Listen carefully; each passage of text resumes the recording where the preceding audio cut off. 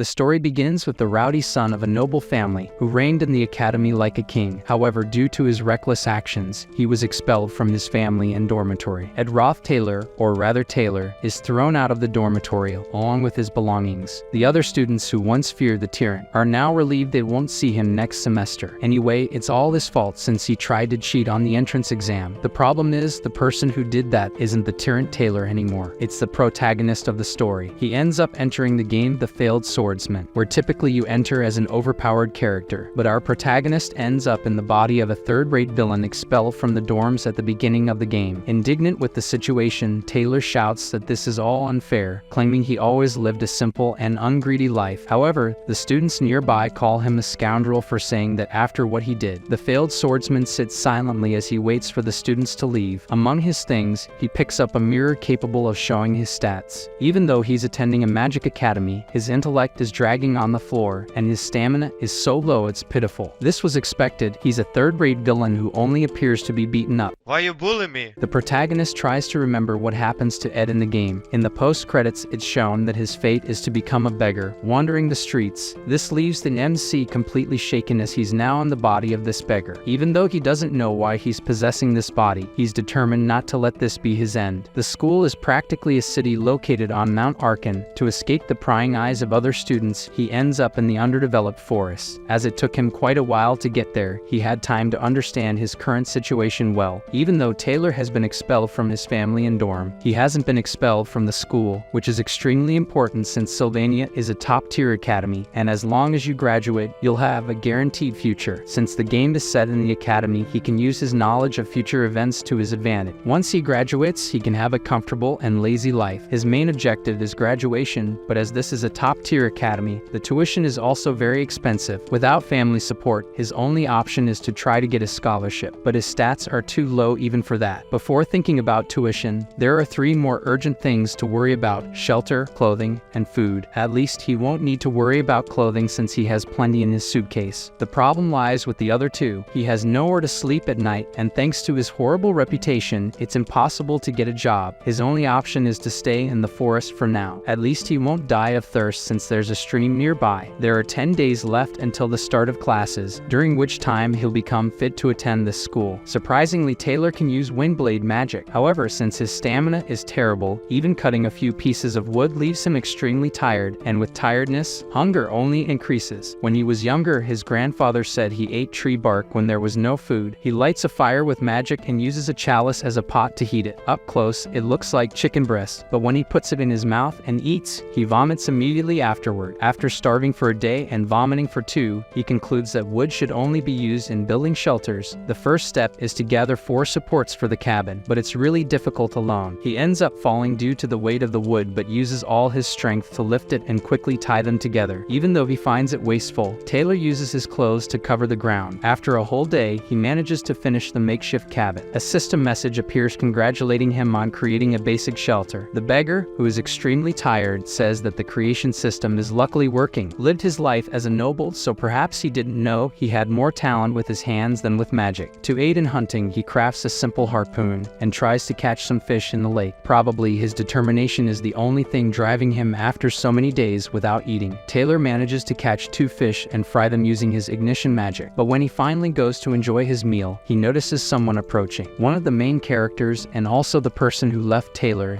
in this situation, Princess Phonia. Ed Roth Taylor was a villain who used his noble status to hit on the protagonist's childhood friend, but clearly ended up beaten. In retaliation, he maliciously tried to manipulate the protagonist's entrance exam to get him expelled, but was caught in the act by the princess. Due to her insight ability, she can detect the lies and conspiracies of her target. Ed was in a pitiful state trying to invent lies, but was exposed by the princess. As we already know, he was eventually expelled from the dormitories, and now he has encountered the worst possible person at the worst time. Phonia approaches, asking why he hasn't been expelled yet. Taylor replies that he was expelled from the dormitories but is still a student of the academy. The princess is brief and tells him to leave immediately since she can't stand shameless people like him in this school. She continues to insult the beggar in every possible way, and she spends so much time doing so that his fish, which took 3 days to catch, ends up burning. Even though he's concerned about the fish, the girl in front of him is a bigger problem, as she really has the influence to expel him. Taylor mentions that the sun will set soon and asks why a princess who is usually protected by her soldiers is walking alone in an isolated forest. Fumiya thinks he's trying to threaten her and automatically prepares for combat. However, the protagonist kneels and says he's actually thanking the princess. Obviously, she doesn't believe his words, but her ability to detect lies perceives that he's telling the truth. Recalling the story's lore, the Roth-Taylor family used their name and influence to conduct human experiments in search of eternal life. Eventually, they were captured and executed, but as Ed was disowned, any connection with the family was severed. He may die of starvation or cold, but he won't be executed. Talking to the princess, all his words must be true, as getting caught lying is game over, or rather, life over. Analyzing the timeline, the reason the princess is alone, dressed plainly, and walking in the forest is definitely due to the class leveling test. In the game, this is a mission set by Professor Glass to find magical pearls hidden in the forest. The protagonist mentions that Professor Glass can be a bit perverse, and knowing the noble Princess Phonia, he must be aiming for the best class, but without her help, she will never make it into Class A. The MC says that in the south of the forest, under a giant tree, there will be a small gift he left there. When Fumiya approaches, she finds a small magic pearl. When he met Ed, he was definitely a liar and charlatan, but the tailor now spoke the truth. The next day, the class placement test finally ended. The professor instructs them to show the pearls they obtained. Some students with bright looks on their faces show the things they managed to find, but they are all placed in Class F. Glass explains that those who found pearls with low magical power are the only ones who reached Class A, and only 3 succeeded. Jigsaw the Wild Wolf, Loratel the Redhead, and lastly the person who found the pearl in the Guardian Tree. That pearl had extraordinarily high magical power, so that person will be placed at the top of the class. Meanwhile, the protagonist, who had his lunch burned, now doesn't even have the strength to use a spear, and ends up improvising a fishing rod. In the game's story, since she was young, Princess Phonia saw through flattery and sophistry, so she developed the innate ability that doesn't allow anyone to lie to her. For this reason, Taylor had no choice but to speak the truth. In the original, the reason the proud princess began to be called the Princess of Love was because she failed the leveling test and fell to Class F. If the present princess succeeded and reached Class A, then the information he has from the game becomes useless. At this moment, we find out that the one promoted to the top of the class was not the princess, but the sleepy mage, Lucy Merrill. Phonia knew that Ed was telling the truth about the pearl even before going to get it, so why didn't she pass the test? First of all, why did the princess hide her identity? She was embarrassed by the special treatment she would receive, so she decided to prove to herself that she could do everything alone. For this reason, she decided not to take the pearl, as it would be something she didn't achieve alone. The title of Princess of Love she will receive in the future is not an attribute or ability. It is something gained by treading a fair path. Even though he baited her, he knew that the princess wouldn't accept the gift. While thinking about this, Taylor finally catches a fish after a few hours. Our future beggar has to start running early in the morning to make it to school on time, but in the future, every drop of sweat and effort put into the academy will be worth it. The opening ceremony finally begins, and the students can enjoy the food while listening to the speech. Our protagonist can hear whispers of people speaking ill of him, but none of it matters, as he can finally enjoy a good meal. Some girls nearby are impressed that the person who looked pitiful during the entrance exam eats in such a polite manner, while the girl with pink hair says he seems strange somehow, as if he were a completely different person. Today is the first day of classes in Sylvania. The teachers give an enthusiastic lecture welcoming the new students, while Taylor almost got expelled on the first day. Phonia talked about him to the dean, but judging by the smile of that grumpy old man, she must not have said anything bad. Still, it's better to be careful so that the original story doesn't change. Due to living in the forest, the protagonist ended up acquiring survival skills, which he literally uses for his survival, even being able to hunt small animals. During the hunt, the MC ends up encountering the girl with pink hair. She is Janica Faylover, the top student of the second year, and one of the main characters. As soon as she detects the protagonist's presence, she asks if he's the funny guy Merilda was talking about, quickly appearing in front of him and introducing herself. Janica says that this forest is the territory of a high-ranking spirit named Merilda, and she ended up saying some things about the unwanted visitor who lives there. Upon hearing the phrase unwanted visitor, the protagonist feels worried since he cut down several trees and killed animals, but Janica tells him not to worry since that's the natural order of things. Taylor is relieved that even a huge wild wolf has a good heart, making Janica realize something. She extends her hands and shows a forest spirit that signed a contract, but Taylor can't see anything. Taylor thinks that if he wants to be friends with Janica, he just needs to intervene at the right time, but decides to step away, saying that he can't see spirits and that he only came there in search of food, leaving shortly afterward. The best option now is to follow the original plot plot. Only then can he gain informational advantage. Besides, Jenica is someone he should never get close to. Seeing Taylor leave, she tells Merylda that he really is a fascinating guy and apparently really can't see spirits, but wonders how he knew that the guardian of the forest was a giant wild wolf. Jenica is also sad since she tried to be kind, but Ed was only dry in his responses. But Jenica hasn't given up on winning him over and says she'll have other opportunities to see him. Meanwhile, we realize the hard life the protagonist is living. The distance from his cabin to the school is extremely long. Even leaving in the early morning and running at full speed, he almost always arrives late. To study, he uses a burnt stick and a stone slab. On the way home, he has to wash his sweaty clothes daily and still check several other things for the next day. Because of this, he only sleeps 4 hours, but that's not what's really bothering him. It's Jenica who has been following him all day. She asks how he noticed, but it would be stranger if he hadn't noticed. Taylor threatens, asking if she doesn't know who he is. The worst villain there is, the liar and swindler, Ed Rothstaler. That's the judgment other people make of him, but Jenica doesn't know him yet. This phrase reminds the protagonist what kind of character she is. Someone who seems naive and foolish on the outside, but knowing what awaits her in the future, it's simply impossible to respond to her with a refreshing smile on his face. Since Jenica Faylover will become the leader of the first act, even though she's the only person who still smiles at Rothstaler, he'll need to push her away somehow. The protagonist says his life is a mess and he's been rejected by his family, so he asks to borrow money from her. Every year, Jenica receives a scholarship for being the top student, but that doesn't just mean her excellence in academics. As she's from a poor background, the only way to enroll and advance in school is with that scholarship. Jana's only weakness is money, so unfortunately, she has to refuse his request, even though that was his main goal. 3 days later, Taylor still feels bad for what he did, but it's better than getting involved with important characters and changing the main story. The problem is he's a magnet for important characters. When he goes to enter his tent, simply the most powerful genie in the game, Lucy Merrill, is sleeping in his cabin. She wakes up complaining that he's so noisy she can't sleep, but when the protagonist asks what he did, Lucy responds that she's not talking to him, but rather the wolf the size of a house behind him. She says that the guardian keeps saying incessantly to Taylor to save Jenica at all costs. Even though she says this and points to where he is, the protagonist still can't see anything. In fact, the biggest problem now is her. Like a beautiful lazy person, Lucy goes back to sleep, so Taylor ends up realizing how she got there. Even though she's small, Lucy can use her magic to leap like a kangaroo, always looking for the best spots to take a nap. This camp is deep in the forest, where there's no one around, so it ends up being the perfect place to sleep. The next day, Taylor realizes he must do something about Lucy while she sleeps. The girl is casting advanced spells and floating. It's also dangerous for her to stay there too long since it can distort the original plot. Taylor manages to set up a rope trap to catch small carnivores, but Lucy deactivates the trap by taking the dried meat to eat. He knows he can't beat her, but there's a strategy. The MC comments that the castle maids were looking for her. Upon hearing this, Lucy immediately says she has something urgent to do and flees. There was information that everyone ignored. Lucy hates the dormitory maids who take care of her like mothers. Thanks to this information, he finally managed to get rid of another main character. As he went out into the forest with an axe in hand, Taylor thought that the fact that she stayed at the camp for 2 days hadn't changed anything in the original story, but he realized he was wrong. A few days later, the MC observes the Joint Combat Training Mission. It's literally a combat exercise simulation aimed at reducing lethality, so fighters use fake weapons and mages use basic elemental magic. Above all, in this class is when all the important characters appear, from Princess Phonia to the lazy Lucy. Even so, the most important character in this event is the protagonist, who coincidentally is also named Taylor. So to differentiate him from our protagonist, we'll call him the failed protagonist. The next fight is his. Taylor already knew that everyone from the first year would win the matches and ended up not paying much attention. In fact, the only thing he had to pay attention to was Jenica coming to talk to him. Ed is impressed that even after experiencing that pathetic person asking for money, she still manages to be extremely excited like a puppy showing the match list. The protagonist obviously isn't interested, but Jenica asks if he doesn't want to know who he's fighting against. At this moment, Taylor experiences true terror. At this point in the story, Ed Rothtaler had already been expelled, so he didn't participate in the tournament. Things get worse when he sees who his opponent will be. It's simply a main character, Princess Phomia. Before worrying about the beating he's going to take, he hears the guy with the megaphone say that the next fight is for the failed protagonist, this getting him extremely excited to see her. In fact, at this moment it doesn't matter who Taylor is going to fight against. Although he has lived as a failed protagonist for a long time, in the game there are thousands of endings, and all of them are extremely difficult. so Taylor hopes the failed one will win and achieve the best ending. The problem is that his opponent, Lucy Merrill, hasn't appeared yet, leaving the future beggar extremely worried. Luckily, he realizes that she's sleeping on the reserve podium and goes there telling her to go fight. If the fight is cancelled because she's lazy, it will be a big problem for the story, as this is the first time the failed protagonist wields a sword. In the original story, even though he was born to be a swordsman, he never held a sword. During this fight, the failed one will cut Lucy's magic and quickly get close. Lucy will be surprised by his speed and will use intermediate level electric magic, being disqualified and making the failed protagonist the first to defeat her. However, what happens in the fight is the total opposite. With just one spell, Lucy throws the protagonist out of the ring, leaving him extremely injured. His story is of a failed person who exceeds other people's expectations, even though everyone drew premature conclusions about his match. The failed protagonist manages to get up and face adversity. As in the original, he quickly advances towards Lucy. Taylor thinks this is the moment he'll use lightning magic, but this time she stops the blow using wind magic, throwing the failed one away. Taylor is totally shocked, realizing that the original story has changed. While seeing the failed one leave the arena, he thinks that leaving him alone will definitely be a problem. The wind protection Lucy used is a magic contained through the contract with the high-class wine spirit Merylda. According to the scenarios, Lucy and Merylda are separate entities. However, because of the 2 days she spent in his cabin, she ended up signing a contract and became stronger because of it. As their names and the princesses are called for the duel, Taylor rushes over to the failed protagonist, completely ignoring Fonia, who's in his way. In this fight, the failed protagonist was supposed to win and gain confidence in his sword, but in the end he lost because of the existence of a character that shouldn't even exist. Taylor shouts for him not to feel down since his fight was amazing. If the failed protagonist's heart is broken, there's a chance our protagonist will need to work harder on the story. Then we see a bit of Fonia's past. The first person to discover her talent was Emperor Kloll. This ability wasn't given by a god or anything like that. It was something she created as a means of protection. But even though she could see through people, there was still a horrendous abyss in her eyes. The prota asked her to take it easy, while the people around, hearing him shouting to the failed protagonist, think he was just trying to make fun of someone who just lost. Even agreeing with what people say about Roth Taylor, and knowing he was a liar to the end in the past, she knows that despair was genuine. Then the combat begins. Fonia says that our MC confuses her and intends to come to a conclusion with this duel. Knowing that the only magics Ed can use are fire and wind, she starts with a water ball and wonders how he will react to it. Her goal in this fight is to forget everything and have a great battle, but the reality is that the protagonist is hit by the magic without doing anything. The princess, who was expecting a great battle, is confused, while Taylor is lying on the ground like Yansha, quickly assuming defeat to avoid getting beaten up anymore. The other students start laughing at him, since he ended up being worse than the failed protagonist. While getting up, Taylor says it was a good fight and he learned a lot, but the princess finds it strange that since he stepped onto the stage, she didn't make eye contact at any moment. First of all, he was never interested in the duel. As he runs through the corridors, we understand why the protagonist lost on purpose. He simply tried to act as an extra, and also the most important thing now is to find out where the failed one went, since if the world's protagonist gives up now, his life as a rich vagabond will derail. Before he can find him, he's stopped by the princess, who followed him running. She's pissed off because he didn't even try to win the duel. Her head is already involved in many problems and he's just another one of those problems. When Taylor realizes she already has so much repressed frustration, he approaches, telling her to calm down since there's no need to get so worked up. When she finally comes to her senses, she's embarrassed by the things she said, telling him to forget it. The beggar takes the opportunity to hit the road, but she keeps talking about what it was like living in a palace all this time and decides to ask one last question. Fumiya questions if he knows about the dark side of the Roth Taylor, and the reason why he bothered the failed MC is because he needed to be expelled from the family. Even though she's almost entirely wrong, her deduction was accurate about the Roth Taylor family, but the protagonist says he has no idea what she's talking about since it's still too early to investigate them. This only makes the princess even angrier since logically it doesn't make sense for him to be rooting for the failed one when he tried to get him expelled a while ago. Our Pinocchio decides to just ignore all the questions and respond with lies, even knowing he would be detected, making Fonia even more pissed off. Since she has no evidence to prove what she's saying, she calms down and clears the way for him to go deal with what he needs. As he's leaving, Taylor feels a bit guilty. She's already so involved with the main story and still has to deal with one more headache because of him. Taylor says that the burdens he carries couldn't be compared to those of a princess, but sometimes she needs to relax a bit. This isn't the palace where she needs to worry about everyone, it's Sylvania Academy. Throughout Throughout her life, Phonia saw through others, but this was the first time someone saw through her. The MC wasted a lot of time in this conversation. If he's not quick, his life as a vagabond, or rather, the whole world could end. But before he can approach the failed one, he's stopped by his childhood friend. She says that the protagonist is already going through tough times and doesn't need him to bother him. The failed one also gets up, asking why he's still at the school. At this moment, Taylor realizes something he had forgotten. As much as he's a failure, he has a fighting spirit that never falters no matter how strong his opponent is. While he fought against the princess, the person who ran away without looking back was Ayla Triss, who comforted him after the defeat. The failed protagonist asks if Ed has something to discuss with him. Taylor realizes that as long as Ayla is by his side, he won't need to work so hard, so he just decides to leave, saying that the protagonist is good with swords, different from him. To be honest, Taylor thought the failed one would do his job as the game's protagonist and do all the heavy lifting, but now he feels relieved, as the character he lived alongside for so long is still fine. Even so, it's not like the other characters are going to start liking him out of nowhere. Taylor keeps going to the door until he sees an explosion in the training field. Originally, everyone should witness this while they're in their seats, the fight of the gold Loratel's daughter and the spiritual witch Janica. Even so, the failed one and his friend are watching the scene. Taylor hopes he observes the combat well, since his first ordeal is approaching. Episode 1's boss, Janica Failover. After the combat, people surround her as she was the only one to defeat the new students. Janica becomes quite happy and thanks everyone, but ends up seeing the girl she just defeated being taken away totally injured and feeling extremely bad about it. Unlike the original, Lucy defeated the protagonist, and all the attention that should have been given to him went to Janica. She already has many friends, but this incident made things even more frantic, which might actually be good for our little Tarzan, as he won't see her for a while. 2 weeks have passed since combat training. Without the main characters, he can focus on studying and survival. Even his stats, which were horrible, have improved a bit, but it's still too early to be lazy. At this moment, Janica appears in the forest, embarrassed to see the protagonist almost naked, but Taylor says it's her fault for suddenly showing up. While sitting by the fireplace, Ed asks why she keeps coming back there. Janica says it's comfortable like an ultra-secret base, and also would like to ask him for some advice. The protagonist, in his monstrous shape, asks what advice. She says he probably didn't see since he left before her battle, but she ended up hurting someone. In fact, Taylor knows that his opponent used a forbidden intermediate level spell, but that doesn't matter to kind-hearted Janica, who still thinks she may have overreacted. She asks if she should apologize, although her friends stop her saying it was her opponent who erred first. But Taylor is different and tells her to do what she thinks is right. Janica is the lovely and cheerful second-year student. Everyone loves her because of this. If she has any self-criticism, people will always be on her side and encourage her, but Janica knows that even though someone is always protecting her, it doesn't erase the mistakes that were made. As she expected, Ed never stands unconditionally by her side. Taylor says he can't do anything if she's offended, but in reality, it's the total opposite. She wasn't offended by it at all. As innocent as Janica may seem, she actually understands people quite well. When the protagonist asked for money, she understood that he was indirectly telling her not to get too close, but it's precisely this side of Ed that strangely makes him comfortable to be around. The next day, we see that the protagonist has a serious problem. The failed swordsman game is considered a masterpiece, but few people have seen its true ending. As it is a multiple-choice game, there are several bad routes, and there is a character known as the beginner killer, as all encounters with her at the beginning of the game result in death. And this same person is chasing the protagonist everywhere, the daughter of gold, Loratel Kelchin. Loratel is designated as a hidden heroine. Unlike the princess, she's treated as a villain from the start, but her true face is only revealed in the second half of the story. At the moment you understand her loneliness and anguish, players are forced to choose between her and the princess. But our protagonist is not the protagonist of this story, and he bolts without speaking to her. Of course, the Gold's daughter won't let him go so easily. Loratel says Ed is a great inspiration, as even under difficult circumstances, he continues to strive. If you take away the fact that he's arrogant and egocentric, he really is someone to admire. Before leaving again, she offers 3 gold coins to hear her request. As Ed has been close to Janica recently, the mercenary would like him to help her make friends with her. 3 gold coins are really tempting, as it's the earnings of a whole month for some, but the protagonist is not a sellout, so he approaches and asks if the Gold's daughter also buys connections with money. Loratel puts the coins in Taylor's pocket, practically confirming his question. This money-obsessed fox realized she would enter into a political war with the princess for control of the academy, so she has already started to win allies. Taylor offers a handshake. Loratel thinks she managed to buy Ed. As for people who have been rich all their lives, a moment of of poverty is enough to crush their hearts. But it's exactly those small coins that lead their lives to ruins. Attacking the unemployed is supposed to be very easy and simple, or that's how it should have been. But the protagonist returns the 3 gold coins, gaining Loratel's attention. Of course, he's not happy with it at all. If he had taken the coins, his life would have been a little easier. But the downsides of being caught between the noob destroyer and the beautiful boss are much more frightening. That night, Loratel didn't feel humiliated by Ed's obvious rejection. After the conversation, she understood the pros and cons, and as a perfect businesswoman, she won't miss any opportunity within her reach. In fact, her plan is to turn Janica into one of her allies. Loratel apologizes for what happened in the joint combat. Janica asks how her wound is since she still feels bad. The mercenary thinks about manipulating her using her guilt, but is surprised by Janica asking how her conversation with Taylor went. Even though she says not to talk about others' personal lives, spirits are first-rate gossips, so she ends up hearing about most of the conversations in the north of the forest. Janica comes close and says that sincerity cannot be bought with money, and she prefers Taylor's approach in that sense. Anyway, she goes to her room saying she still has a lot of work to do and apologizes for hurting her so much during combat training. Loratel is somewhat disappointed that all her attempts to get allies didn't work out, but something also catches her attention. For some reason, Janica seemed to be at her limit. At the camp, the protagonist lays out all his clothes neatly, but Lucy, who was passing by, says the place stinks and uses magic that explodes, throwing his clothes everywhere. But something catches Taylor's attention before he gets annoyed. The senior maid from Sylvania's best dorm, Belle Maya. Coincidentally, she was also the person responsible for expelling Roth Taylor. Ed tries to explain what he's doing there, but the maid already knows because of Janica, but certainly didn't expect him to be living like Tarzan. Taylor couldn't take his eyes off the basket Belle was carrying. The maids are a group of elite women trained for household chores. Inside the basket, she carries the best ingredients she collected in the forest. Taylor tries to remember if she's an important character for the story, while Belle says there's no need to be so formal, but upon remembering that she has no impact on the main lore, the protagonist says he could never underestimate a maid who's always working hard. He thinks there shouldn't be a problem with extra characters becoming friends, and after a while of flattery, he managed to hear explanations about various edible fruits and mushrooms. 2 of his creations were also completed, and to relax a bit, he starts heating up tea in the chalice. His fire magic and wine blade have reached level 10 from how much he uses them. The tea finally gets ready, and he can enjoy a beautiful sunset while drinking his tea. Taylor feels like he's starting to have fun with all this, until something falls from the sky, exploding his camp. It is heavily thrown back, while Lucy says something almost killed her. The MC is confused since she is one of the most powerful people in the world, but the person who threatened her life was Belle Maya. Of course, all this wasn't for nothing. Lucy skipped class again, so Belle was just doing her job and disciplining her. But when Lucy realized she was going to get beaten up badly, she teleported as far away as possible. Taylor, who's already mad at her for destroying his cabin, gives her a smack on the head, saying she ruined everything, but realizes the smack hurt more than it should have. Lucy says because of the teleport, her magic is drained, so he takes the opportunity to get back at her. Taylor now goes to the library. As he's tired of living like a beggar, he seeks knowledge to build a real cabin. A girl approaches saying it's time to close the library, and notices he's been studying hard. Elka says she sees people studying so diligently as motivation for her to study too, introducing herself and asking our protagonist's name. As soon as he introduces himself as Ed Roth Taylor, the girl is shocked. This is a familiar reaction since his fame precedes him, but she says he's different from what the rumors say, and that rumors shouldn't be trusted. Elka says she also knows someone as sincere as our beggar, and that she'll be rooting for him from now on. She leaves saying she needs to go back to her dorm until a huge earthquake comes, knocking the bookshelf on top of her. The end of episode 1 and also the fight against the boss has begun. It's been 2 hours since the disaster began. The kids gather at the camp, while Ayla explains that this is a spiritual summoning magic, or rather, a magic to summon a high-ranking dark spirit, Glaskin. The princess says this is bad news, as the only person who can summon so many spirits is the best second-year student, Janica Failover. Everyone falls silent when she says this, as everyone there knows Janica's potential. The only one who steps forward and is willing to stop her is the failed protagonist. He says for now, the spirits can't leave the barrier, but they're alone to deal with this. Alvira says if everyone there puts their hands together, they might be able to defeat a high-level spirit, but the coward Clebius is not at all in favor of this, as even if they manage to defeat the intermediate spirits and subdue the boss, they still have to face Janica herself, and to make matters worse, there are 2 high-level spirits there. Alvira wonders if she really did all this alone, even though she's powerful, manifesting a high-ranking spirit and controlling several at the same same time should be quite difficult. Ayla says that's probably the power of Velosfer when it comes to evil spirits. They are the ones who really control the link. Jixu says that chatting won't help at all. They have to act, and the person who will decide what they have to do is precisely Princess Phonia. When everyone is looking, waiting for her decision, she remembers the protagonist's words and decides to go face her in an hour, but only the best students from each year will be able to go. Another student comes with a report. Audrey's hall and the potion warehouse are protesting and probably won't join the fight. Suddenly a student arrives saying a librarian's apprentice and a second-year student are trapped in the library. Phonia asks their names and finds out the girl is Elka Islan. As soon as she hears the name of her childhood friend, Jixu heads towards the library to rescue her, but the Daughter of Gold and the princess say the library is too far away and they need his strength now. The princess asks who the other student is there, but the girl hesitates to speak, making Jixu angry and asks what she's hiding. As soon as she hears the name Ed Rothtailor, Jixu's expression changes. The girl says he stayed there late into the night and didn't have the courage to send him away, so she asked Elka to do it. Everyone there knows what kind of guy Rothtailor is, leaving Jixu even more pissed, but Phonia needs him in the attack and asks to have a little faith in Ed. Everyone there is paralyzed after hearing what the princess said. Rothtailor is such a big jerk that even if she used all the words in the world to convince them, it wouldn't be enough to convince them, so Jixu sets off to find his friend. Some medium-level spirits try to block his path, but they are easily defeated. He is filled with pure hatred, thinking that if Rothtailor does anything to his friend, he'll beat him right there. Jixu's past is literally the phrase from poverty to wealth. He lived in distant savannas that even the power of the kingdom couldn't reach. There was the world where survival was of the fittest until the end of the day. Jixu is a descendant of nomadic peoples, but when he reached adulthood he was separated from his family and lived alone like a lone wolf, doing everything possible to survive as a true beast. But one day, a young girl asked his name and said he looked like a wolf walking on two legs. At that moment, Jixu realized he wasn't a lone wolf, but a cub abandoned by the pack. After that day, Elka's father accepted Jixu into the family. Pursuing the fast pace of civilized life made wilderness become a distant memory. The wolf cub became a man, but if it's to protect her, the man will once again become a beast. The reason for all this is because of the rumors about Rothtailor, a cheater who harasses freshmen. Jixu runs quickly through the school corridors. Seeing Rothtailor sitting on the floor, totally injured, he asks where Elka is while Ed says she's in the literature room. When Jixu enters, his friend is fine, sleeping peacefully. All his worries vanish for a moment. Looking around a bit, he notices several bookshelves surrounding her as if they were trying to protect her. The curtains are also drawn to block the spirits from seeing her, and even a note is written on the board warning her not to leave. Realizing that the blood on Elka's jacket is not hers, leaves him with only one choice, the one who sacrificed his body to protect her, Ed Rothtailor. 3 hours ago, when the shells started falling, Taylor managed to save Elka thanks to his daily strength training. He finds it strange that the epilogue of episode 1 is happening earlier than expected, but hopes that the failed protagonist and the other characters can handle it on their own. Of course, he can't just stand idly by. After all, time is of the essence, so he starts building a barricade around Elka to protect himself from the spirits. But at that moment, he realizes something. What makes Janika's powers special are her strong mastery of spiritual understanding and spiritual connection to Taylor. These are impossible knowledge to acquire since he can't see spirits, but since all the spirits summoned by Janika are materialized, this might be his perfect opportunity to increase his experience. After the battle, his spiritual magic skills have risen considerably, but still not enough to secure a contract with the spirit. At this moment, Jixu appears carrying Elka and asks what he's doing there. The protagonist simply responds that he was training, but obviously the wolf boy doesn't believe his words. Now he understands what kind of human being Rothtailor is, thanking him for saving his friend and that he will repay this debt at any cost. The friendship between Elka and Jixu was of little importance to appear in the main scene, so it ended up being forgotten. Even so, this man is a friend of the failed protagonist who trusted him from the beginning to the end of the story. It says he probably ran out of the student center, but now that he has confirmed his friend's safety, he must return to battle and help Taylor. Jixu is a little confused with Rothtailor sending him to help Taylor McClure and asks why he considers him so much. Ed explains that it's not a matter of consideration. The failed protagonist has the elemental cutting ability that is the only one that can harm that monster, so Jixu thanks for the advice and leaves. The protagonist thinks that now that he is given advice, the story should unfold like the original, but the fact that Jixu is still not the failed protagonist's best friend is strange. In the original, the protagonist learns the elemental move by training with Jixu, but since the end of Act 1 happened too early, there wasn't even a chance for that scene to happen. This also means that without the elemental elemental cut. No one in that group will be able to cause any damage to Tarkin. Because of his mistake, the whole original plot is crumbling. At the student center, Jigsaw apologizes for the delay and says he will pay for his mistakes. But the princess says that even if he had been there, they would have lost anyway. Everyone is extremely injured since the first attempt failed. The guard says that if they want to invade again, they will need to wait for reinforcements. Fonia is very worried about what will happen since luckily they managed to retreat from the battle. Her guard and the best first-year student were injured. Now she doesn't even know if there is a way out. At this moment of despair, someone arrives saying they shouldn't waste time going after Tarkin. Judging by the progress of the summoning ritual, soon it will be complete, and the best choice now is to split the team in two. Messing with the main story was the last thing he wanted to do, but now Taylor has no choice. Clevius asks if he's making some kind of joke, but Jigsaw, who is now on Taylor's team, tells him to shut up. The protagonist says they need to get through the fire spirit Tarkin. The problem is that Tarkin has an impenetrable defense, so his plan is for one group to attract his attention while the other passes to subdue Janica. Lorital says that's a terrible idea since they only managed to escape by sheer luck, and if the group attracting attention fails, things could go very wrong. But Taylor says they should only be assessing the risk if there was another option. Then Lorital says that the real problem is who will be part of the attraction group, as it is practically the Suicide Squad. The failed protagonist, being a good protagonist who likes to put himself in danger, says he wants to go, but Taylor refuses, saying that he will be needed in combat. In fact, they're seeing all this wrong. The attraction group won't die, and they also don't need to be divided equally. Only he, Clevius, and Lorital are enough to attract Tarkin. The two obviously don't want to participate in this, especially Clevius, who hates Roth Taylor because of his reputation, even not understanding his intentions. The princess decides to follow his idea and divide the team into two, the team of powerful characters and the Suicide Squad. As a precaution, she asks that none of them die, while all teams set out for their goals. In the hallway of the building, Taylor just tells them to follow his orders and everything will be fine. As they advance, the MC is sure they will win, even telling Clevius not to worry so much. As fearful and lacking in confidence as he is one of the strongest when it comes to combat. Clevius realizes that Roth Taylor is full of confidence and begins to think that there really is a way to win, since the only thing they need to do is to attract the attention of that giant lizard. He had only decided to join this team because the princess's firm attitude convinced him, but realizing he's not alone in this, he can gather a bit more courage to face his fears. Clevius approaches the lizard, which is already preparing an attack, but when he asks Ed what he has to do, the two simply vanish, leaving him alone to face the lizard. Desperately, Clevius starts to flee and shout that they were traitors. Lorital is outside listening, remembering the protagonist's words. As Clevius advances alone, Taylor tells her to leave. Lorital asks if in the end he'd always planned to sacrifice Clevius, but Ed says he's not a sacrifice. As much as it may not seem like it, he is one of the best students at the academy. Moreover, her most important function will be hers, since she is in charge of ensuring a path for the entry of the subjugation group and delivering a critical blow to Tarkin. As she prepares the spell, she thinks that one really shouldn't trust rumors. Ed knew that everyone might hesitate and doubt themselves, but Lorital is different and tells her to just blow everything up. When the subjugation group arrives, Lorital asks what they are doing and orders them to enter to subdue the boss. She remembers that during combat training she ended up blowing up the ceiling of the hall. Perhaps that's why Taylor had left this function to her, and begins to find him quite interesting. As the subjugation group advances, Lorital remembers her other function. Clevius continues to desperately flee from the giant lizard and shouting that if he survives, he will kill both of them. The mercenary prepares the spell and remembers the protagonist's words. Even if they manage to attract Tarkin, they can't let him roam around the school, as that would destroy everything. The only way is to trap him, and for that, they first need to deal with his mana-resistant shell. Of course, Taylor already has a plan. While he runs up the stairs of the building, Lorital says that he was really right, and that without the elemental cut, it is impossible for anyone from the raid to defeat Tarkin. Arriving on the balcony of the castle, Taylor knows that what they need to defeat Tarkin is enormous firepower, and it has become clear who will use it to achieve that power. As he holds Lucy, Taylor is really angry, wondering how she can sleep in this chaos. Thanks to the destruction of the shelter, she had nowhere to sleep, so she returned to the place where she used to take a nap. Probably Belle's irritation is a strategy to take Lucy out of the scene, making her spend all her mana and fall asleep. The little witch ends up waking up after smelling dried meat. Taylor just throws all the food that was in the bag into her mouth and prepares to throw her at the giant lizard. Thanks to the exercises he did surviving in the jungle, his strength is enough to throw Lucy at high speed towards Tarkin as if it were a bomb. She explodes, releasing all her power at once. While the protagonist is almost dragged by the impact, he remains firm looking at the lizard, since this is the most important moment. Tarkin is a high-level fire spirit that has a shell capable of withstanding anything, but after being hit by Lucy's high-ranking magic, his shell is shattered. Knowing that now his attacks can cause damage, Taylor decides to take advantage of the opportunity to get as much XP as he can by delivering the last hit. Before that, we see Janika's story. Because of her talents, she always received a lot of love from her mother, who was proud to have her as a daughter. In school, this love and pride continued, as people could trust her for anything. Because of that, the pressure to meet their expectations weighed on Janika's shoulders. Seeing that everyone is there, she thinks she should greet them with a smile on her face as always. But who is really controlling her actions is not her, but the giant demon behind her. Realizing that the main fight must have already started, the protagonist just decides to leave it to them and continues on his goal. He tells Lortel that it would be great if Lucy had killed the lizard, but it doesn't matter, since they will end it themselves. Lortel asks how they will do that since she launched 2 ice spells, but nothing happened. The best way to kill the lizard is by cutting its throat, and since her ice magic is not suitable for cuts, he will need to do that. Lortel asks if it's not better to leave that to Claudius, but changes her mind as soon as she looks at him. Taylor will take responsibility for killing him, and just wants her to be able to stop his movements once. As he advances, he says he will be betting his life on her, but asks her not to consider it a bet, but an investment. As she prepares the spell, Lortel says she liked him much more than the princess who is acting like a monarch just because she is of royal lineage, and also intending to bet her life on it. Claudius can't stand to flee anymore, so Taylor advances to the lizard. Seeing the monster preparing the spell, he begins to understand why Claudius was so afraid. Even so, he continues to advance while preparing his wind blade, but before reaching the boss, something catches his attention. Gaskin's right arm appears in the sky, which means that the failed protagonist group entered the boss's final phase, and that things are going as expected, but the timing is not good since such a scene would attract anyone's attention. While facing Tarkin's magic, Lortel's attack hits him at the last second. Even in the midst of such turmoil, she makes no mistakes. The same goes for our protagonist, who used this skill thousands of times. The maximum level wind blade pierces Tarkin's neck, finally defeating him. Of course, he wasn't the only victorious one. The failed protagonist advances to the right hand, completely cutting it off. Due to the explosion, he is thrown away now with completely white hair. Even being a failure, he is really the protagonist of this story. Meanwhile, Taylor sees the sky crack, finalizing the end of this battle. Lortel says she has met many people who claim to risk their lives, but they were all cowards. Looking at Ed's empty expression, she asks what the problem is since they just went through the life or death crisis, and decides to introduce herself formally once again. They shake hands, but when Ed looks at her hand, the 3 golden threads are there. This time she managed to catch him off guard and says she now owes him a favor. Taylor is worried if she will really keep in touch since he doesn't want to get involved. Who comes to talk to him is the failed protagonist. Even though he doesn't like Roth Taylor, a debt is still a debt, and thanks him for saving them. Claudius, who is still angry, tells him not to show respect to someone like him since he almost died because of his betrayal, but everyone tells him to shut up. The princess also thanks him and says she can recommend him to the student council, but Taylor says there's no need since it was Lucy who truly helped defeat Tarkin and the failed one who defeated Glaskin. The alchemist asks if he's throwing away the credits out of shame, but Jigsaw tells her to be more respectful to her seniors. Seeing this scene, the protagonist is happy since he can see all the main characters at once. After all, each one there is playing their role in this world. The failed protagonist grows stronger with each approval, and his childhood friend grows stronger alongside him. The princess eventually accepts her fate as a monarch and matures slowly. Jigsaw finds his own path amidst civilization. Claudius gains a little more self-confidence while Alvera realizes that life is not just fun. They were all main characters who had their own roles to play, and in the end, they all received a trophy called success. Knowing this, he stepped back and went to look for something that couldn't be seen during the course of the game. On the stage where the confrontation took place, there is a locker where Lucy used to nap during exercises. Taylor always felt there was something wrong with that, so he needed to go there to confirm. Backstage, who was hiding inside the locker after the confrontation was Janica. He remembers the conversation he had with Lortel. The last time she talked to Janica, she managed to see a little of her room. In every corner, there were beautiful gifts symbolizing people's sincerity and gratitude. The problem is that there were so many that there was no space to put a book on that huge table. Her wall was full of stickers and notes that weighed on her like stones. The solution to that was simple: to store the countless gifts and remove the stickers from the wall. But Janica became obsessed with the fact that she had to honor the goodwill and sincerity she received. Needless to say, what she did was reckless, so Velosfer took advantage of the darkness and managed to control her. Due to the failed protagonist, losing to Lucy and her being seen as the heroine. This part of the story accelerated much more than it should have. The reason the failed one lost was due to Lucy's contract with Merilda. This only happened because she went to take a nap in a cabin in the forest, and the one who built that cabin was a character who shouldn't even be at the school. Janica tries to appear relaxed and says that inside that box is cozier than she expected. She certainly didn't expect Taylor to find her so quickly, since she's about to burst into tears right now. The protagonist remembers the wolf's request to save Janica. Perhaps Merilda asked him to do that precisely because he was the only person to distance himself from her. In the end, his attempt to make a contract with the auto-rank spirit failed, even after studying and training magic late into the night every day, always smiling at his family, friends, and teachers. She certainly went through many difficult moments in secret. Taylor doesn't know how comforting those words can be, but says she has certainly worked hard to get there. At the top of the stage, there is a proud parade of the main characters, where they are applauded and praised. Behind the stage, it is dark and silent. The villain of the first act leaves the stage as soon as the main characters move forward, even though he has witnessed the conclusion of the first act countless times. This is the first time he really manages to see everything. Since his spiritual abilities are at their maximum, he can see all the spirits surrounding Janica. All the spirits, including Merilda, seem satisfied with his action. Now, 10 days have passed since Janica's trial. She acknowledged all her mistakes and declared that she would accept the punishment willingly. However, the students and teachers expressed their support for her. In the second trial, the princess says that she could not be judged for attempted murder, as she was being controlled by an evil spirit and did not do it consciously. Even Lortel showed up to resolve the damage suffered, making the commercial association fully compensate for the restoration of the academy. Of course, it was not for free, since she got a contract that halved the ordering fees on school supplies. The result of all this was that Janica's expulsion was revoked. Everyone was extremely happy. Her friends noticed her sadness and prepared a big celebration tea for Janica. She still seems a bit down, but her friends will avoid talking about anything related to the incident and try not to bother her. The problem is that when the two go to talk to Janica, she asks what the difference is between liking and loving someone. The two are startled, asking why she suddenly said that, but Janica replies that a friend has recurring dreams of a knight riding a white horse. The two get married and live happily ever after. Anis asks what else this friend said. Janica replies that when she looked in any corner of the room, she could see the person's face in her mind. Realizing the situation, Anis runs away as fast as possible, leaving her friend behind. She knows she needs to approach this slowly to avoid hurting her extremely delicate friend's heart, and also so that other people don't find out about Janica Feylover's secret love. She decides to say that liking or hating someone is a confusing feeling, and also that this is not the best time to be honest with her emotions. Besides, it is better to handle these matters delicately, since it would not be good for her reputation if other people found out. Janica thanks her for the advice and says she needs to return to the main hall to report her suspension. Her friend managed to relax completely since she avoided the explosion of a bomb at the school. Our protagonist, who saved money tirelessly, managed to spend a little due to the suspension of fees and bought a toolkit. As he returns to the camp, he meets Janica. Even though he had to avoid her all this time, now that the first act is over, she's just a supporting character, and he sees no problem in starting to socialize. However, as soon as he speaks, Janica hides behind a tree and runs away, unable to be honest with her feelings. Taylor finds it impressive how he managed to make a good and friendly person lose her composure, but he can't dwell on that too much since he's busy. Finally, it's time to leave the shack and build a real cabin to live in. On the first day, he chose the location to build the cabin. By the third day, he managed to gather the necessary wood for it. By the sixth day, he paused wood collecting since the semester results were announced. Apart from practical classes, all his grades were extremely high. An observation is that Janica continued to ignore him, while her friends looked at him as if to tell him not to approach her. After 18 days, the woodworking is almost complete, and since the holidays began, he could invest all his time in building the cabin. Lucy continued to fall into traps, making him think he should stop using dried meat as bait. On the 27th day, Bella Maya came to deliver herbs and mushrooms to him, but when she asked how things were with Janica, she was confused when Taylor said she might be hating him. On the 30th day, the cabin construction is going wrong. Unfortunately, our protagonist doesn't have Lloyd Frontra's knowledge and once again encountered a group of Janica's friends, but she fled when their eyes met, while her friend seemed to have noticed something. On the 37th day, Jixu came to help him. He said the failed protagonist is really a nice guy, as he had said, and after 45 days, he finally finished building the cabin. There was nothing on the floor and walls, but at least there was a roof, and if he closed the door, not even an insect could get in. Our protagonist went from being a beggar to a country bumpkin, and while resting, he heard a noise coming from the ceiling. When he went outside, inside to see what it was, he found Lucy taking a nap. At that moment, Janica appeared, greeting him. A few hours earlier, Belle mentioned the cabin that Taylor was building in the middle of the forest, and when she saw it for the first time, she found it more impressive than expected and wanted to go inside to see what it was like. She said it's extremely natural to see a cabin in the forest and want to go inside to see what it's like. In short, she's manipulating Janica to take the first step with Taylor. She then said she was passing by and was curious about the cabin, wanting to see what it's like inside. The protagonist finds it strange that the spirits didn't tell her about it, but Janica said they mentioned it briefly. In fact, they gave detailed descriptions of how Ed built the cabin, mainly talking about the muscles in his body, but she swears she didn't spy on him and knows all the details of how he's been living. Even though it's just a wooden cabin, the protagonist invites her to see how it is. Then finally, evening comes, and Janica says she owes a lot to everyone else, especially to Fumiya, Lortel, and all the others who helped by lending money for the tuition. Taylor says she shouldn't worry about paying back the debts since it's a generalization to think that you have to pay what you owe. Unfortunately, she can't understand that the incident happened because the weight of all that sincerity from others pressed on her. Even though so many people invested in her, Janica decided to move from state-of-the-art facilities to old-fashioned ones just because she wanted to owe a little less to others. But the Dex Hall is a shared room for at least 8 students. Living with so many envious looks would be like chaining Janica to a prison. Looking at her now, Taylor knows that in the end, none of her implicit problems were solved, but he says that if she decides to isolate herself, she can come by any time since it won't be a bother. She is very happy with that, and also says that if one day he is overwhelmed, he can ask her for help, as when that happens, she will help him at all costs. Taylor looks at the sky thinking about how overwhelmed he would be. The second semester is approaching, and with it the beginning of Act 2. A grimoire kept inside the school will cause a great storm that will devour the entire academy, and probably Lortel will do it. Nevertheless, the protagonist says he will never be overwhelmed, as it's not him who will have to go through difficult times, but the game's protagonist. In the story of the failed swordsman, the honor students of Ophelis Hall have a life as nobles almost guaranteed since they gained several advantages, but that's precisely the problem because of a period of heavy rain and a rule of the academy that only the students of Ophelis Hall were benefited. The inferior students of Dex Hall began to get frustrated by that, and eventually the repressed feelings of these students exploded into a rebellion. Of course, this didn't happen out of nowhere. Lortel instigated all this. The merchant contacted a representative of the inferior students and made him start the mess in the academy. Willain was an expert in provoking and manipulating others and already had a justification, so it was easy. A proposal was made to change this situation, but just the idea that the academy would have to accept the proposal was enough to enrage the common students, who made the situation big and showy after attacking Ophelis Hall. All those extremely expensive things were burned, causing a great cost to the school. The academy, which was already in a difficult situation due to the last incident, will be forced to sell the most important thing to them, the sealed sage's grimoire. Lortel watches the rainy sky, remembering her days of poverty. She knows that in this land of learning, there is plenty of light, but because of that light, she can see the dirty darkness in it. At this moment, the only thing she wants is someone the same, a disgusting person who lives like a gutter rat. During the revolution, the students shout for their rights, and throughout all this confusion, there are some main characters. The first is the intermediate boss of the first floor, Toto, the deceiver. The failed protagonist ended up beating him up, and thanks to that, he was bribed by Lortel. His role was to dominate the new maid who protects the first floor and open the hall, letting all the other students in. Toto is a character who doesn't play such an important role, as his only function is to delay the main character and his friends. However, the role that was originally for Toto is now being played by Ed Roth Taylor, who has just become an intermediate boss. To explain how this happened, we need to go back 2 days. While hunting for his meal, the protagonist realizes again that Ed Roth Taylor's body really has no talent when it comes to combat skills, even forcing himself to use the bow every time he hunts. His proficiency with the bow is completely ridiculous, and to make matters worse, he realizes that with each passing day, he receives more visits to his camp, and he lives quite far from the school. Of these frequent visits, 3 of them are worth mentioning. The first is the lazy mage, who usually comes to visit him at random times and bothers him with stupid questions. The second is someone he's genuinely glad to receive. Janica always shows up with some treats and ends up teaching him how to do household chores. His gratitude for her knows no bounds, even if occasionally she seems a bit out of the ordinary. Taylor had to explain this to mention the third visitor, the daughter of gold, and the person who is the black veil of the second act. She's probably trying to gather people who will be useful. Taylor intends to simply ignore her, but Lortel says she didn't intend to call him either. However, since Toto is unconscious, she had to resort to it. When the protagonist hears that something happened differently from the normal scenario, he immediately asks what happened to Toto. In fact, during the discussion with the failed protagonist, Toto ended up saying that he was worse than Ed Roth-Taylor, so he received a punch from Jigsaw, who was angry with his words. Loretel says the job is simple. He just has to grab the key to the hall and open it from the inside for the students to enter. Of course, Taylor doesn't support this idea and says that several other students could do it, but the mercenary practically says she only approached him because of his crappy reputation. Knowing he was expelled from the hall, Loretel thinks Taylor must be angry and wants to get back at the academy. However, the protagonist says he's not at all interested in doing that, but whether he likes it or not, he has to make the main story progress normally, and he'll also earn 20 gold coins for doing so. While protecting himself from the rain, the protagonist knows that this strategy of ruining the academy's finances is complete madness. However, because of this, a new group that rivals the princesses will appear. Mercantilism will fight with the student association to see who dominates the school. In fact, what matters is who the failed protagonist will choose, as that will be the winning side. When that happens, our beggar will join the side that's closest to winning, since he also needs to survive. At that moment, Janica arrives, drying herself from the rain. She finds Ed really amazing for being able to live there even with these rainy days, and says that if he needs anything, he just has to tell her, and she'll help him with pleasure. Since she decided to move to a smaller room, she'll have to throw away many of her things, and to avoid wasting them, she would like him to accept them. Janica is like a little puppy, talking about all the things she can bring, while the protagonist says he would gladly accept. Janica also asks if Lucy does this often. The protagonist knows that these extraordinary powers didn't come for free. Due to her laziness, she had to deviate from her destiny, but on rainy days like this, it's impossible not to reflect on her life. However, Taylor doesn't care and simply tells him not to pay attention to her. He remembers that Janica is still in Ophelis Hall, and when it is invaded, the protection room will be activated, locking the students in their rooms. So, to avoid any danger to her, Taylor asks her to wait for him tomorrow around 9 o'clock at night in the Rose Garden in front of the hall. She gets quite excited, thinking it will be a date, and leaves extremely happy. The MC knows that around the beginning of the semester, the rains will stop, so he can enjoy sunny days again. In Ophelis Hall, while training, Jigsaw says he lacks posture and didn't expect his friend to get so angry over punching someone. He finishes exercising and looks out the window, seeing a hooded man entering the hall. Since his vision is sharp, he can identify that man as Roth-Taylor. The MC asks where the other maids are, and the newcomer answers that they are all in the meeting hall. She has also prepared the requested items in advance, and with all preparations ready, the occupation mission of Ophelis Hall begins. The students outside shout that they can't take this treatment anymore, while Willing continues instigating the discussion. Suddenly the gate opens, and all the students rush inside. Willing approaches to find out who Loretel bribed, but is surprised to see Roth-Taylor there. The protagonist pretends he always agreed with the things he shouted and saw him as a hero. Willing feels like an idiot for judging him based on rumors and starts to get emotional, but Taylor pushes him to the next floors and tells him he needs to continue leading everything. In fact, Willing will be the one to take the blame for all this, while the first floor maid took the opportunity to escape while the protection rooms are activated, trapping the students. Walking through the hall, the protagonist thinks everything is going according to the original scenario. Loretel appears and says it was a good idea to leave all this to them, as the academy staff will repress this invasion as soon as they arrive, so it's better for her to finish things before that. However, before leaving, Loretel asks an unexpected question, asking if our protagonist has ever killed someone. Taylor obviously says no, so Loretel says that she has never directly killed anyone either, but she crushed the lives of other people to survive. She lived her whole life betraying and being betrayed, leaving everyone who crossed her path in misery. Even knowing that a person like her doesn't deserve sympathy, she ends up asking if Ed sympathizes with someone like her. Ed says no, as you need to take responsibility for your decisions, and with a sympathetic look on her face, Loretel says he should do what he came to do since there isn't much time left. The protagonist sits in a chair, waiting for the story to unfold. Willing will lose control of the defense spells and transform into the boss of the 4th stage, while our Taylor just needs to sit there waiting for the failed protagonist to arrive and fight, stealing a little time. Meanwhile, in the Rose Garden, Janica finds it strange that a carriage is arriving so late at night, but decides to wait for Taylor since he left a note saying he would be late. In fact, she won't leave until Taylor arrives, although she feels guilty for following what he was doing through the spirits. All the people who arrived there were immediately reported, and coincidentally, most of them were women. Janica realizes that the flower clip she's wearing may have been a bad choice, and decides to go to her room to change it. Meanwhile, a group of 3 people approaches the hall. Alvera is worried about the herbs she left in her room and intends to go in to get them. The failed failed protagonist asks his friend to try to stop her since it's dangerous for the other students if she's angry. However, neither of them can do it, and Alvera kicks the door open. As soon as they enter, they find Roth Taylor sitting in a chair, analyzing all the destruction around him. Alvera asks if he will try to stop them from entering and questions whether he can actually do that since all three of them are powerful and Ed is just an amateur who can only use basic magic. The three prepare for battle. The failed protagonist asks why he's doing this and what's happening upstairs, but he doesn't get any answers. He advances toward Roth Taylor, who defends himself by throwing a chair. Of course, a chair won't be enough to stop a swordsman, but it buys enough time for him to prepare a spell. Alvera thinks he will aim for the swordsman, but Taylor aims upward and hits a pillar on the ceiling that almost falls on the failed protagonist. Before the smoke clears, Alvera is attacked with a wind blade that cuts the strap of her bag, causing all the magical ingredients to fall to the ground. Seeing Taylor so far away, she seizes the opportunity to retrieve her potions. In fact, this is exactly what he expected, and using his ignition to set the entire hall on fire, Alvera realizes that the battlefield has already been established and that Roth Taylor's judgments were quick and precise. Previously, Jigsaw had said he had high proficiency in magic, but in reality, it's as if he were a god of combat. The battle begins with Ruth Taylor against three students, and our protagonist showing who's in charge around here, Alvera, witnessing the situation against our protagonist. She may be the best alchemy student in the academy, but there's a small problem. Alchemists fight with magical tools or elixirs, and without them, their combat strength is almost zero. It's common for an alchemist to carry a ring or a magical necklace, but Alvera, thinking of herself as a genius, never considered having one. Seeing the protagonist's demeanor amid those flames, she contemplates the possibility that he premeditated the entire fight. The falling chandelier, the small openings he created to launch a fire barrier, all strategically planned to take her back. She can't believe that this guy, Ed Ruth Taylor, could have thought of all this. Alvera still has one last trick up her sleeve. As a final option, she pulls a magic orb from her pocket and summons a spirit beast, applying a fire resistance formula to it to make it furious and amplify its strength. Now, their mage is desperately searching for a spell to extinguish this fire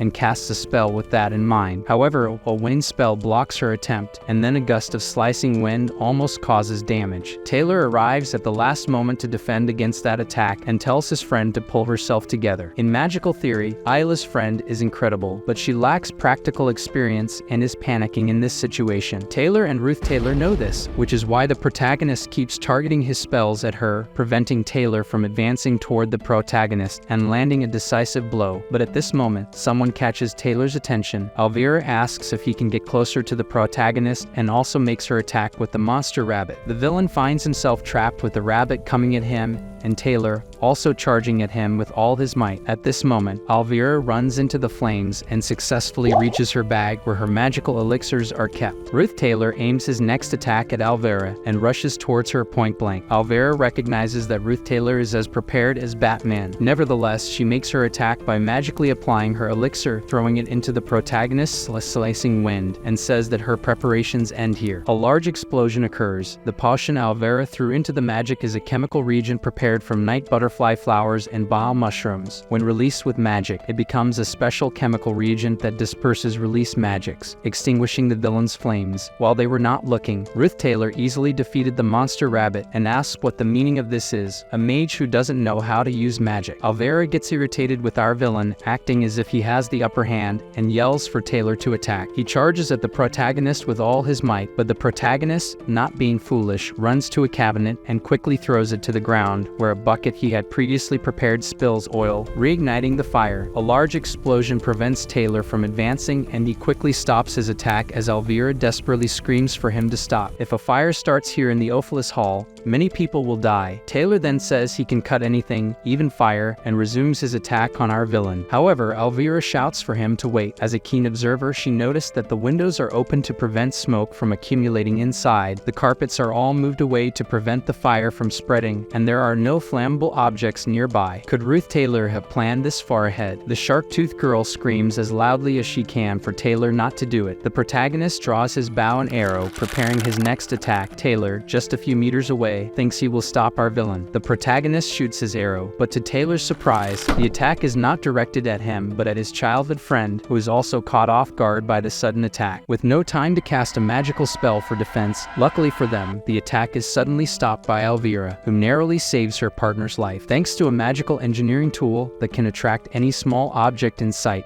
even from a distance, something about the arrow still catches her attention. To her surprise, the arrow was covered with cloth, so how did he plan to hurt someone like that? The more she thought about it, the more she began to sweat. She yells again for Taylor to stop going after the protagonist, because he must have another trick up his sleeve. Nonetheless, Taylor doesn't listen and charges furiously at our villain, and their swords clash. Our villain hears a sudden noise, exactly the sound the protagonist was waiting for as the second act of the Ophelis incident unfolds. This involves the second floor boss, student Clebius, who enters in a panic, thinking everyone will die. With his objective achieved, he no longer needs to play the villain. Ruth Taylor lets out a slight sigh, thinking it's finally over. But there's no time for relief as Taylor lands a decisive blow, leaving him battered. Alvera is left speechless, seeing the protagonist's state, wondering what's wrong with him. Taylor goes to Ruth Taylor in desperation, asking if he's crazy and what his motives are for all this. Alvera feels nauseous, sensing that the protagonist was just toying with them during the fight. If Ruth Taylor really wanted to defeat them, he wouldn't have revealed himself and attacked after the chandelier fell, and yet he stood right in front of three people: a warrior, a mage, and an alchemist. During this battle, he didn't relax for a moment and was relentless. That's why Alvera thinks something strange is going on. Taylor grabs the protagonist by the collar to ask if he's crazy. Why go to such lengths? Our protagonist simply tells them to stop barking and go upstairs as fast as possible, which leaves the three of them very confused since Ruth Taylor had been preventing them from going up until now. Alvera then questions why the protagonist let them win. She was furious asking this, and her childhood friend saying it makes no sense. He is Ruth Taylor. There's no way this guy went easy on them. But Alvera doesn't listen and is convinced of this, wanting only for him to answer why he let them win. Our villain does not admit this and merely stares at the girl with a cold gaze. She won't be able to make him say anything. Suddenly, the door to the Ophelis hall opens, revealing a person who chose the persimmon flower brooch after thinking about it all night. This person had one question now. Why was the boy she thought would be waiting for her all dressed up now, lying on the ground, all wounded like that? This person was the crazy Yander Janica. Since receiving her letter, Janica had considered the possibility that Ed had been dragged into some unexpected situation, but considering his lifestyle and the way he handled the glass attack, no matter what the problem was, big or small, in Janica's eyes, our protagonist made her believe he would resolve any issue somehow. However, she now realized it was a mistake to think so complacently. Seeing the state of the protagonist, she began to reflect. Even though she said she would help Ruth Taylor no matter what happened, he never asked for her help. The reason he lured Janica to the flower garden outside the Ophelis hall, even going so far as to write her a letter, which was unusual for him, was the same reason he fought alone and keep her out of the battlefield, since she had already received several punishments due to the glass incident. She didn't know what happened here, but she knew that our villain treated her with consideration and was attentive enough not to involve her in all this. While she was thinking only about becoming as beautiful as possible for her beloved, he was in this situation. This made her even more furious, asking the three what the reason for all this was. Taylor tries to talk to Janica, saying that it's good she is here.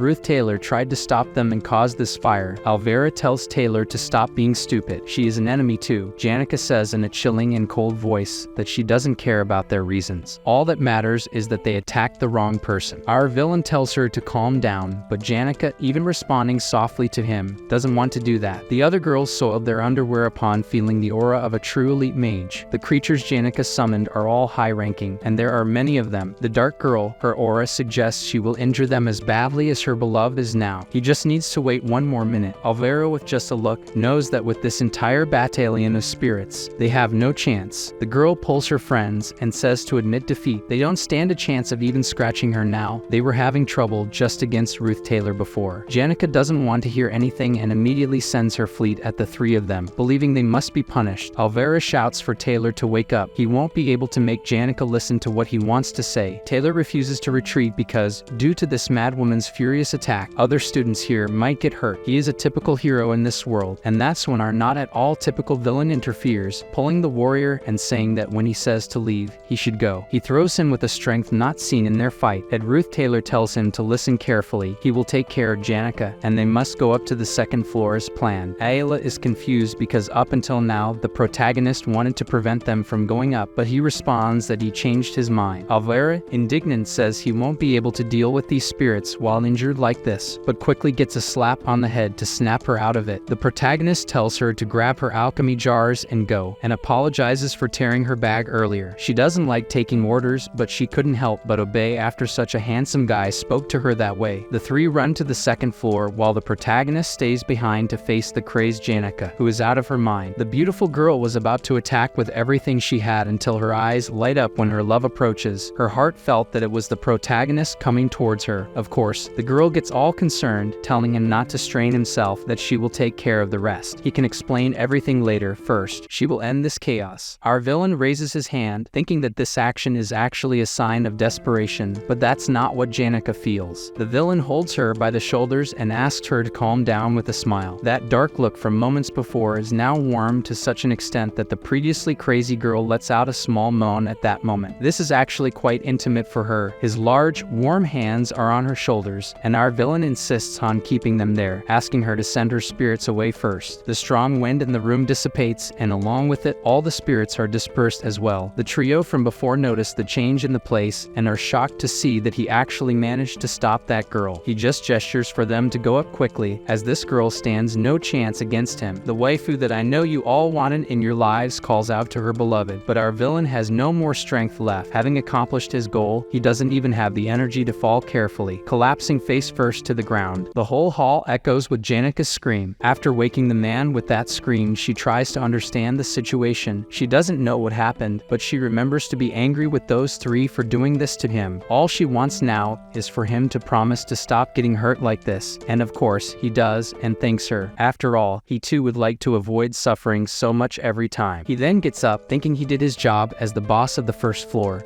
Now he can relax. But upon hearing Janica talk about a certain carriage she saw outside, a carriage with a golden crown, a slight worry crosses his mind. The golden crown is the symbol of the Elite Merchant Association, the adoptive father of Loretel, and the one who killed his biological father, the false boss who will disappear after losing to Loretel, the father of our waifu, the Golden King Elf. But the important fact is that his arrival at the academy earlier than expected means something is happening off the main story's tracks, something beyond our villain ED's knowledge. Watching from afar, the slender silhouette observing that newly arrived carriage is Loretel, asking the head maid if she also knows that mean-looking guy. Alice, the head maid, asks if she's talking about our protagonist whom they met at the camp. Loretel confirms, and Alice even makes a light joke, suggesting that Loretel has a thing for our protagonist. Loretel responds that our villain is quite cute, but that's not what she means. Rather, she had a feeling he was similar to Alice. On this, Loretel says she asked our protagonist if he could sympathize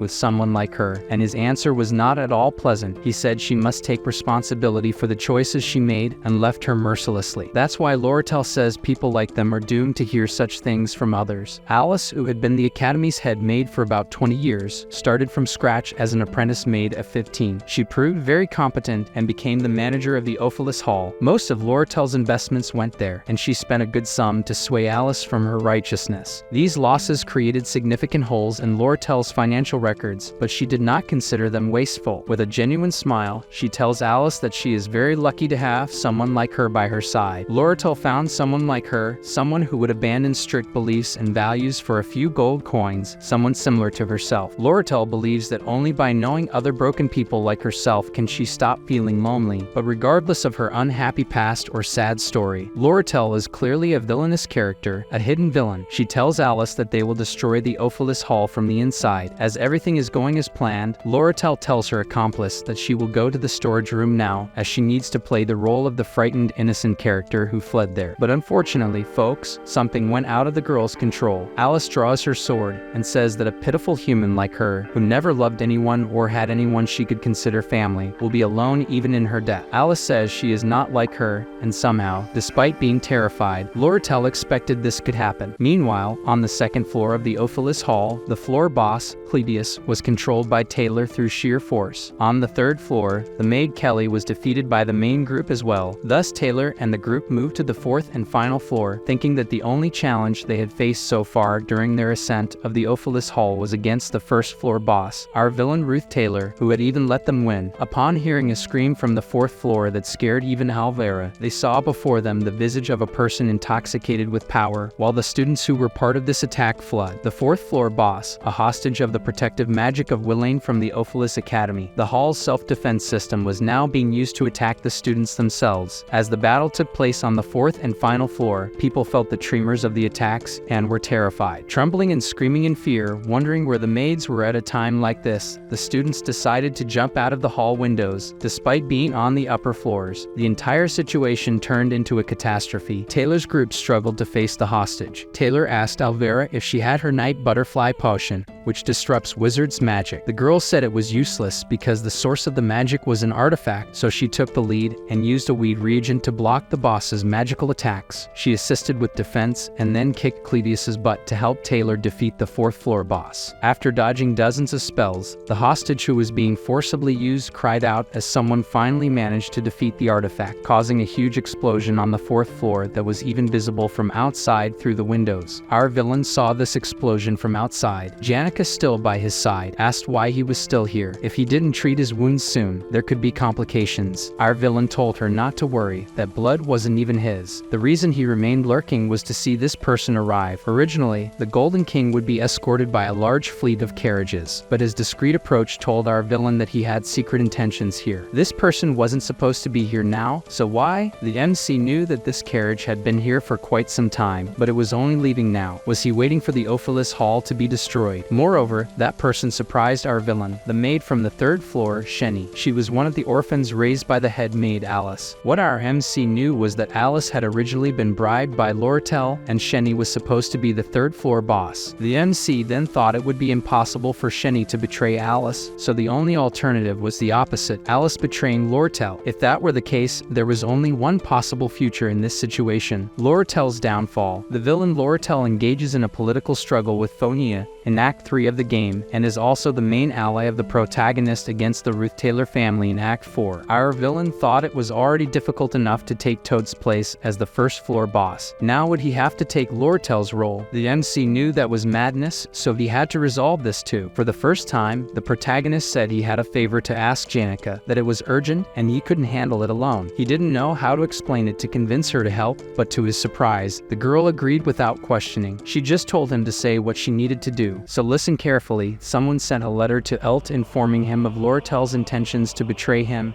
and take control of the mercantile industry, as she knew it was Elt who killed her biological parents. By revealing her plans, talking about the purchase of the sealed grimoire from the sage, which was just an excuse to lure Elt to the academy, and this was bait to stab him in the back. In that same letter, it was mentioned that certain factors led to the discovery of all this, and that now the sender of this letter is in possession of confidential documents that can prove Lortel's plot. However, since Lortel offered a large sum of money to the letter sender, unless a larger amount is offered, the sender of this letter will stand by Lortel. His reason is that he is losing his vision due to an accident and has almost completely lost his hearing, and this will be his last year as a maid in this academy. And to everyone's surprise, the sender of this letter is the head maid of the academy, Sylvania, who betrayed Lortel and went to the side of her greatest enemy, head maid Alice. The woman also mentions in the letter where the money should be sent if Elt accepts her agreements, with all this money being sent to the orphanages that Alice manages. I think here we can understand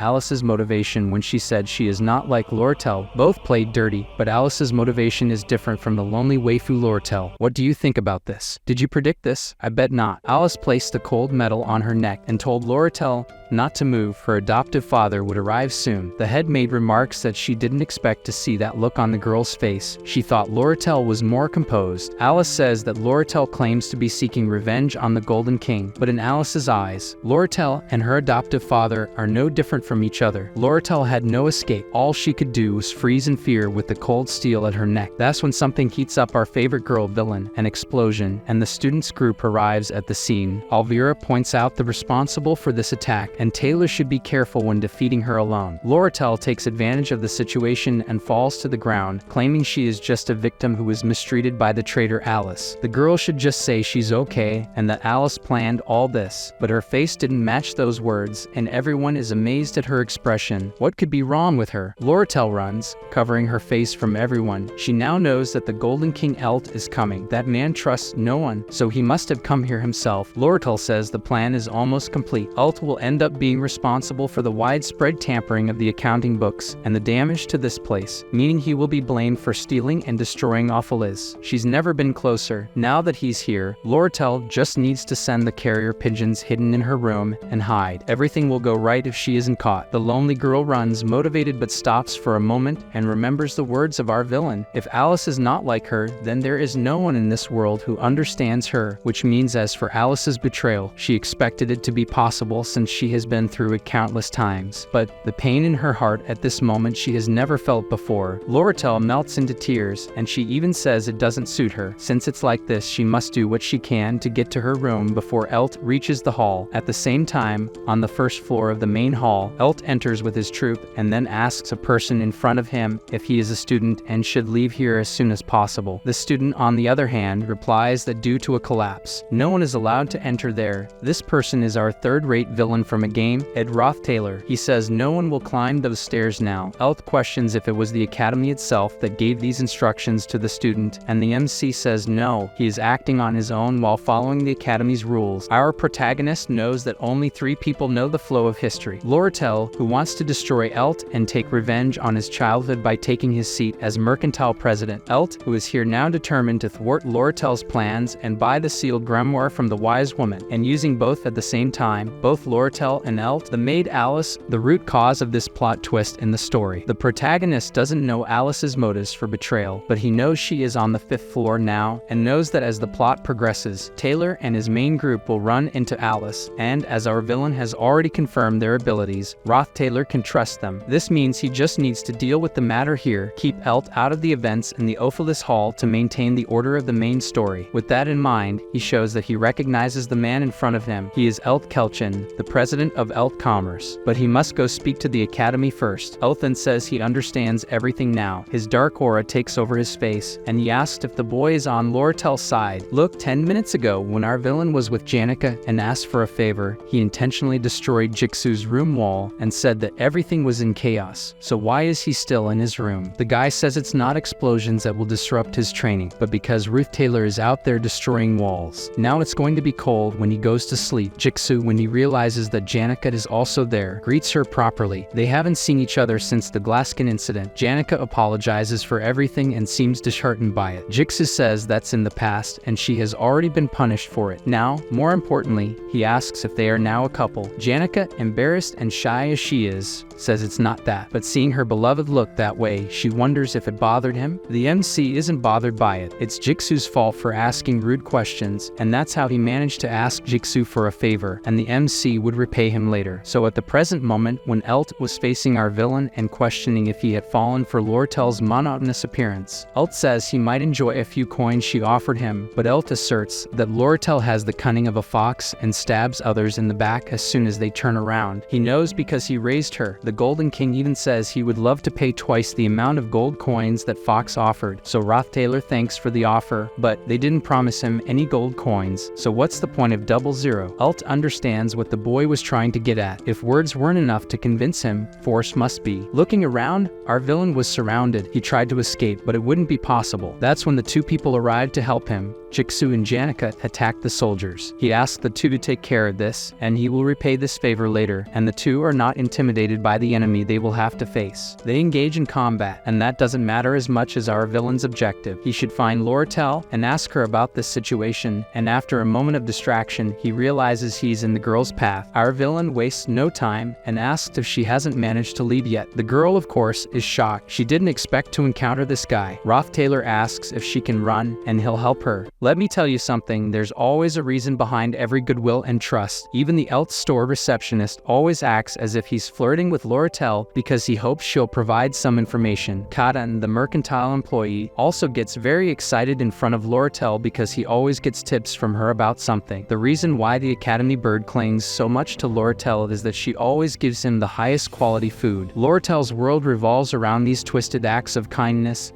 when they want something in return. So while running alongside beside Roth Taylor, the girl didn't understand the reason. The MC takes the opportunity to ask if she was betrayed by Alice. Distressed, Loratel couldn't stop thinking that it's her fault for all this. Janica Faylover grew up receiving love and kindness, and that's why she treats the world the same way. That day she saw Janica offer help to Ed Roth Taylor with a gentle and happy look, without wanting anything in return or greed, and that filled her with illusion, thinking she could feel that too. It was because she wanted to feel that too that she told her plans to Alice, thinking she could have that with her too. But that humiliated her feelings once again. Loratel stops and thinks she shouldn't have tried to push away her dark and filthy side. And how could someone like her live such a romantic life? To get to the Ophelis Hall, she bribed 5 people: head maid Alice, twin maids Shenny and Kelly, lower student representative Willis, and fallen noble Ed. The twins joined Elt, so did Willis. Alice betrayed her, and now she knows what to expect from Ed too. So she apologizes, stopping her walk and wondering why she's saying this to him. Why? Because he's an ally. She tells Ed that she can no longer pay the 20 gold coins she promised before. As he can see,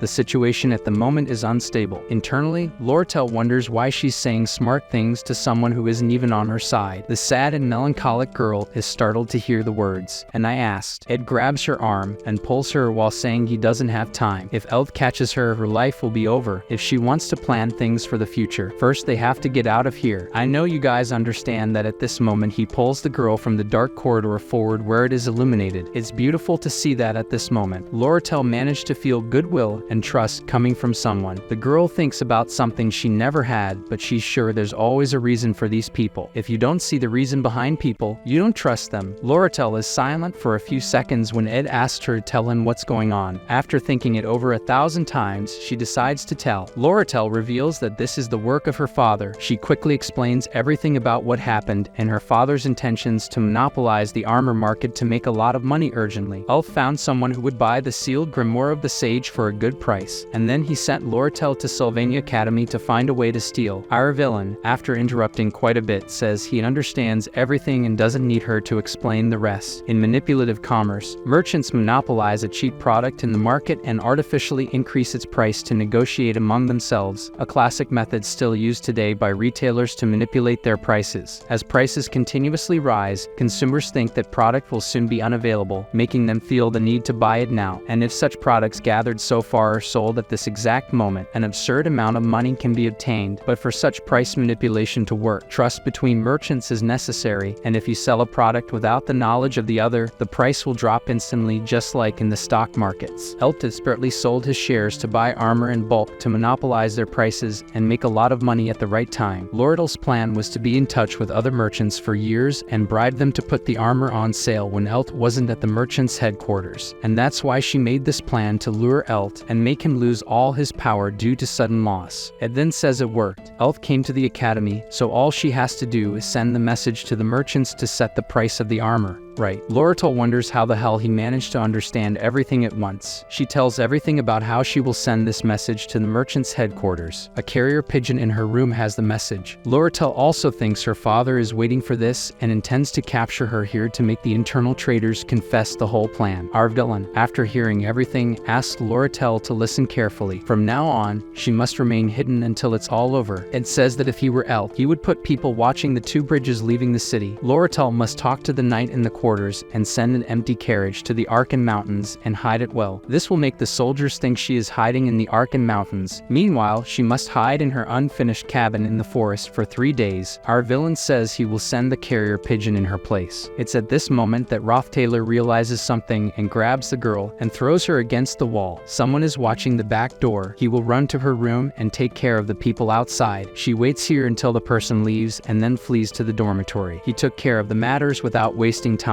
Ed's actions and words made Loratel think she could trust him with everything. While the waifu was mesmerized by this moment, Ed questioned if the girl is in her right mind because she was out of it. The Loratel he knows isn't careless like this. All of this happened so quickly, and it might even work, but the girl desperately wants to understand why he's helping so much. Our villain didn't expect such a question now. How can he convince this girl now? Ed simply says there's no reason. He just felt he should help her and walked out the door. After closing the door, Loratel Loratel hears the rain falling outside and hitting the floor inside. The sound of the rain was loud, but something was even louder. Battles were happening throughout the building, but none of these noises were as loud as something inside her. Inside her chest, a machine was beating so hard that she could feel her chest trembling. Maybe she had just experienced love. Outside, the maid Sheni commented that she didn't expect that person to come out, saying it was unexpected. This person had been mistreated all the way there. Our protagonist thought that everything was now heading towards its end. Taylor and his group were at that moment facing what would be their greatest enemy, using swords and everything they had. This enemy was the head maid of the Sylvania Academy, Alice. Although she was strong, she couldn't defeat the young first-year student. And do you know why? Because he is the main character of this story. This is the final act of the third arc between Taylor and the powerful maid, while the fight between the main characters is happening upstairs in another location, almost as if behind the curtains while the big theater show is happening. Our villain Rothstaler is facing one of the head maid's apprentices. Rothstaler had many encounters to get there and is already running low on mana, being able to cast only 2 to 3 basic spells. However, there is no time to think, as the maid is already rushing at our villain with only one intention: to chop Rufus into pieces. However, Rothstaler easily dodges the first attack, as he already knew she would aim at his leg. With this, he blocks the maid's attack, who lifts her skirt, revealing a series of mini knives. But before she can use the weapons, our villain is quicker, disarming her completely and immobilizing her. Maid Sheni is devastated, unable to believe the impressive moves of our protagonist. He then uses his last resort to win this fight, his sharing ability, which allows him to share one of his abilities with his twin sister once a day. Oh, I hadn't mentioned before, but this is not the maid who was the mini-boss while Taylor and the group were climbing the stairs. It's her twin sister. The ability the sister took is a low-rank ability, telekinesis. The twin sister goes all out in the direction of our protagonist, hitting him because he didn't have time to dodge. Her attack was well executed, but since it was a basic ability and not so strong, Rothstaler didn't need to dodge completely, as the attacks only made minor cuts. In the meantime, he takes advantage of the perfect moment to immobilize her, kicking her mini knives away, and finally saying that it's over now. Applying his final blow, the maid screams, pleads, and struggles, saying she can't fail Alice, now begging Rothstaler to leave. The villain only responds that Alice will lose. Sheni responds that he knows nothing about Alice, knows nothing about her pain, her responsibilities, her battles. Even blind in one eye and sick in body, she faces that group of people. Shen asked Rothstaler if he knows how many orphans the head maid Alice has saved, revealing that she is also one of those orphans. Rothstaler sincerely thinks that he really doesn't know much about Alice. His only knowledge is that she will be defeated by Taylor that day. He knows nothing about her past. The only thing he knows is that, through Taylor's forces, she will fall while bravely fighting against the main characters of this work for a dirty reason, but with the best intentions, like a mother who would do anything for her children, blind, literally and figuratively. While this happens behind the scenes, Rothstaler hears the lament of that poor daughter begging to save her mother. Indeed, he doesn't know about this. His only response is that it doesn't matter to him. Despite his harsh words to Sheni, he even sympathizes with her pain. Sheni, in her last seconds of life, says she will never forgive him for siding with Loratel, calling him by name and taking her last breath, accompanied by her mother, who also passes away. Rothstaler thinks he really knows nothing about their past, wondering what that something he should know it is. But in the end, these are stories that neither I, nor you, nor the protagonist himself will ever know what they are. While the fight continues, Rothstaler drags Sheni's body and leaves it in a certain spot in the Ophilis Hall. Without time to think, he departs as quickly as possible to fulfill his objective because, whether he likes it or not, he reincarnated in the body of a third-rate villain in this game, and his only option is to survive. With that, the system notifies Rothstaler, informing him that he incapacitated Maid Sheni, and that changes will occur. To our villain's surprise, he gains a new ability, pain resistance, increasing his resistance to exhaustion and pain for a period of time. However, there is no time to think about this, so he leaves as quickly as possible to fulfill his duty. Entering Loratel's room, Rothstaler sees various luxurious decorations, papers, and books piled on her desk. That room is the place where Loratel lived for a long time. Next to the bookshelf is a cage with a carrier pigeon. Rothstaler writes a message to the merchant headquarters, asking them to sell all the armor in their stock. With that, the carrier pigeon flies away, also carrying the end of this art. Sometime later, wounded and struggling to walk, Rothstaler is in the mountains, thinking that while Elf fights against Jixu and Janica, he will not be able to capture Loratel. Loratel, by carriage, should have already reached the mountains, and the carrier pigeon has already departed carrying the resolution of everything. Everything went according to plan. Now, Loratel just has to wait, and everything will be fine. But something catches the villain's attention. Loratel herself walks up to him, placing her hand on her waist. This act makes Roth Sailor think of the possibility that, whether he likes it or not, the person in front of him is a villain, none other than the Golden Daughter, Loratel. This is the perfect setting to eliminate evidence, as only Roth Sailor knows her secrets. Loratel is a secret villain who controls everyone behind the scenes with her own hands, a true villain. Roth Sailor desperately thinks about what he can do to survive, but his body is already exhausted. Before he realizes it, Loratel is already in front of him, about to attack with a knife. To the villain's surprise, she uses the knife to cut his clothes and treat his wounds, asking why he had to hurt himself so much. Roth Sailor cannot understand what just happened. Loratel helps Roth Sailor walk to the cabin, heading to the fireplace. With teary eyes and a blush, she suggests they warm up together. Finally, they snuggle near the fire, talking about how everything turned out well. Loratel draws Roth Sailor's attention, saying she now owes him a great debt, asking what he thinks about that, and if he doesn't find it amazing to have such a debt with someone like her. Roth Sailor just ignores Loratel's flirtation, inflating his ego, and makes a light joke. He smiles and thanks her, saying he will never forget this. The protagonist asks for 20 gold coins to settle the debt, which makes Loratel smile slightly. However, the atmosphere changes suddenly when Loratel asks about Janica. Roth Sailor responds that yes, he and Janica are very close and that she is a great person. Loratel replies that yes, she agrees that Janica is a great person, a great classmate, and a respectful person with a big heart, always considering everyone around her. Roth Sailor asks about the sudden change of topic, and Loratel remains silent for a few seconds before responding that she is not a good person. I think she has villainous intentions towards our protagonist.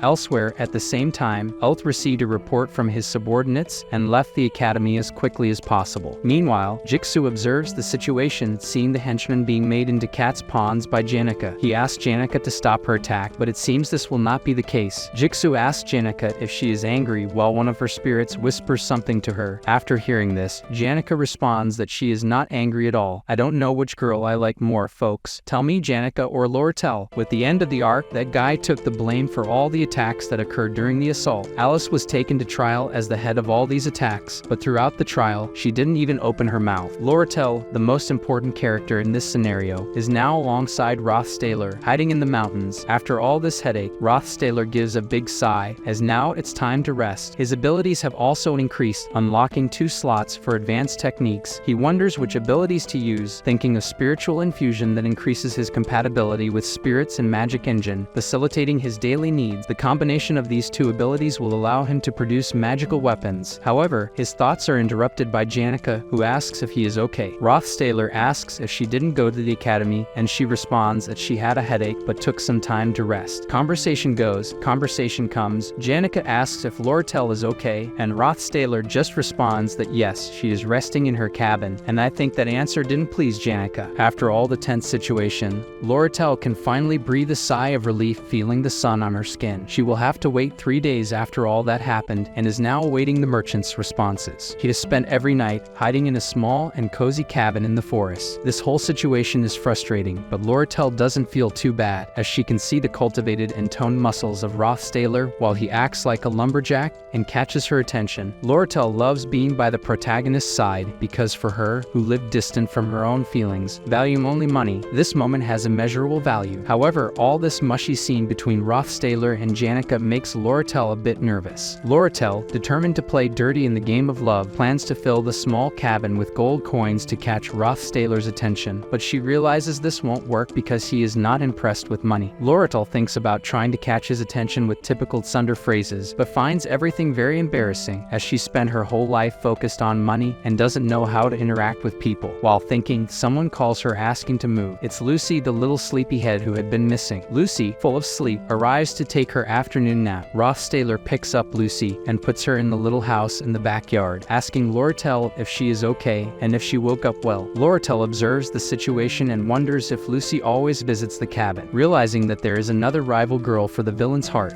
On the second morning during the retreat in the mountains, Loratel wakes up with a big smile and greets her visitor, Janica. Despite the apparent smile, Janica has other thoughts, almost as if saying, "Stay away from my man." Loratel and Janica will have to endure this situation conversation because Rothstahler is quite popular. While the protagonist works on building a brick for his fireplace, he decides it's time for lunch. During the lunch meeting, Laurel says she will pay Rothstahler for all the accommodation he is offering. The protagonist thinks about what she can give in return, and in the meantime, Janica watches these two, clearly jealous. Rothstahler unexpectedly asks Janica for a favor she is experienced in this area. Janica explains how to establish a contract with spirits, leaving Rothstahler surprised. A spirit reveals some confidential things about Janica, reveals that it was in charge of watching Ed before. She asked if he heard everything, and unfortunately for the girl, she was exposed. Laurel, noticing the tension, interrupts the conversation and tells Rothstahler that she will sell magical devices at a good price if he spends some time with her. Janica gets irritated and the two have a slight argument. Laurel wants Ed to spend more time with her, but Janica is determined not to lose space and fights for his attention too. Rothstahler, for his part, just watches the two and remains focused on his own goals, a true Sigma. A new person arrives at the scene, surprising everyone with their presence and interrupting the argument between Janica and Laurel. To everyone's surprise, this person is Belle Maya,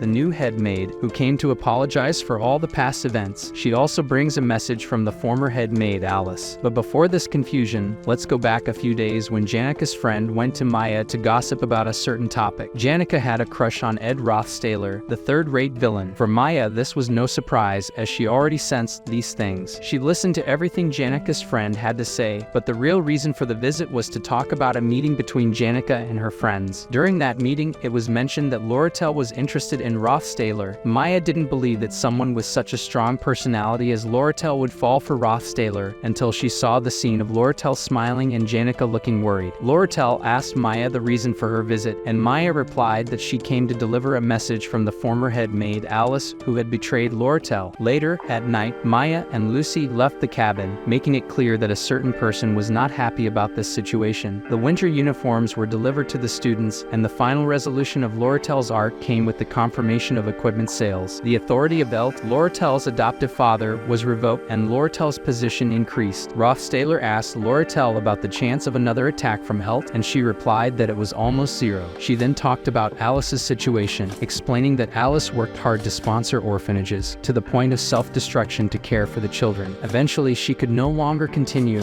and gave her all for the plan, blindly followed by her maids. Laurel understood the reasons for Alice's betrayal, but in the mercantile world, sympathy doesn't exist, and any slip could be costly. Rothstahler gave Laurel a new perspective, asking her not to expose everything that happened behind the occupation of Awfulest Hall. Laurel smiled, keeping the letter she was carrying, and said that no one would know about the occupation. At the end of the retreat, Laurel prepared to leave, but before going, Ed gave her a torch and asked her to be careful. Laurel looked at him silently, surprised by Rothstahler's words, and commented that he seemed stronger. She adjusted his tie affectionately and said that he was still a simple student at Sylvania Academy. Pulling Rothstahler's collar, she gave him a passionate kiss, saying that he was becoming an attractive man, which caught the attention of other girls. Laurel thanked Rothstahler for his hospitality and told him to dream of her. Rothstahler, embarrassed, asked what she was talking about, and Laurel confidently replied that since he was so popular, she would make sure he was hers alone. She then said goodbye, stumbling and trying to hide her embarrassment, while Rothstahler watched her leave. Laurel's seductive skills were effective, and that night Rothstahler didn't sleep. Interpret that as you will. A while later, he reflected on everything that happened. He realized that his original plan of living a peaceful life without ambitions now seemed ridiculous and far from reality. With the arrival of autumn, in a certain tree in the middle of that beautiful forest, a girl surrounded by her spirits was alerted about a certain kiss between certain people, saying that she couldn't let things stay like this. She had already been warned that a certain person had a sweet and passionate kiss, and that the fox who stole the kiss knew well how to win people over. The girl, red with anger, asked what Rothstahler's reaction was after the kiss. Despite the hot kiss, Rothstahler's reaction was cold, which left her somewhat relieved, but her spirits encouraged her to go on the offensive, saying she shouldn't just feel relieved. Meanwhile, our villain was feeding his pet, Lucy, spicy food, which was cruel. He was training his skills and expanding the ingredients he could use, gradually increasing his status and dexterity. However, the biggest problem now was the lack of time, as with the start of classes, the time he had to develop his inventions was scarce. He used his time efficiently for his survival activities and to check the progress of future scenarios. Taylor was already part of the combat department, accompanied by his childhood friend, Princess Fiona, both progressing well, but soon they would have a discussion with Laurel.